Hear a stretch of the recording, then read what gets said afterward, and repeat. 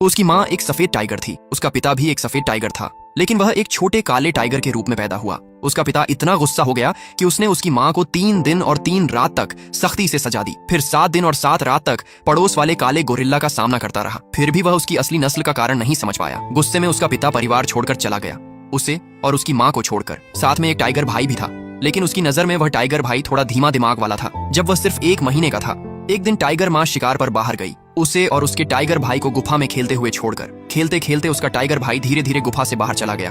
उसे अंदाजा भी नहीं था कि उसी समय एक बड़ा भालू वहां से गुजर रहा था।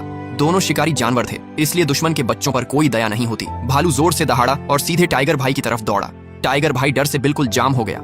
आखिरी पल में उसने टाइगर भाई को खींचकर वापस गुफा के अंदर कर लिया। तभी टाइगर माँ भी समय पर वापस आ गई। दोनों किसी तरह बड़े खतरे से बच गए। अगर उसके पास टाइगर का शरीर न होता, लेकिन अंदर से इंसानी सोच न होती, तो शायद वह इस खतरनाक जंगल में बहुत पहले ही खत्म हो जाता। इस वजह से वह खुद को बचाने की ताकत पाना चाहता था। जब खाने का समय आया, टाइगर माँ उनके सामने लेट गई और अपना पेट दिखाया। शुरुआत में वह झिझक रहा था, लेकिन जैसे ही गर्म दूध उसके मुंह और पेट में गया, उसके पूरे शरीर में गर्माहट फैल गई। उसे लगा जैसे उसमें फिर से जान आ गई हो।